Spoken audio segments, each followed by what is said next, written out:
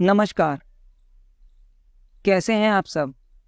आप सभी के लिए सिद्ध संत बाबा नीम करोड़ी से बहुत बहुत प्रार्थनाएं। आज फिर से मेरी और एक कहानी। आज की मेरी कहानी है एक संत की और एक बूढ़े पथिक की। मेरी इस कहानी को अंत तक सुनिएगा, आपको पसंद आएगी। अजयगढ़ के पास एक घनघोर जंगल था।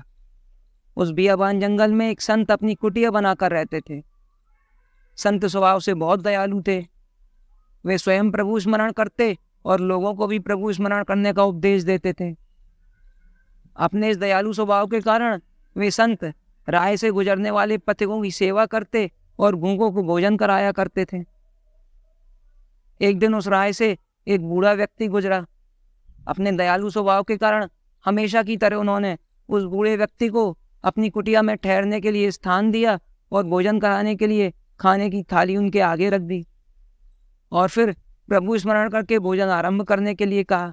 लेकिन ये क्या, उस बूढ़े व्यक्ति ने तो प्रभु स्मरण किए बिना ही भोजन आरंभ कर दिया।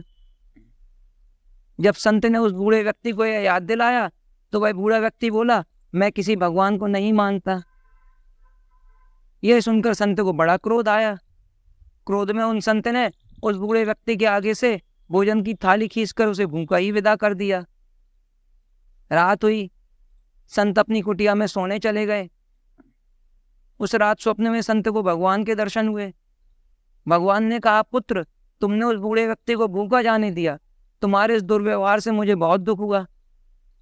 संत बोले, प्रभु, मैंने ऐसा इसलिए किया क्योंकि उसने आपके लिए अपशब्दों का प्रयोग किया। भगवान बोले, पुत्र, उसने मुझे नहीं माना तो भी मैंने आज तक उसे भूखा नहीं सोने दिया और तुम उसे एक दिन का भोजन ना करा सके। यह सुनकर संत की आंखों में आंसू आ गए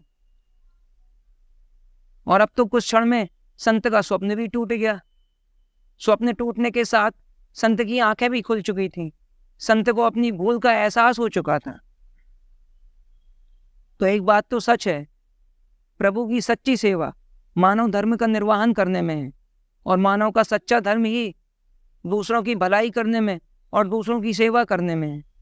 यही मानवता है। तो आशा करता हूँ मेरी और एक कहानी आपके लिए प्रेरणादायक होगी। कहानी पसंद आए तो लाइक करिएगा। मेरी ऐसी और भी कहानियाँ सुनने के लिए मेरे चैनल को सब्सक्राइब करिएगा। धन्यवाद।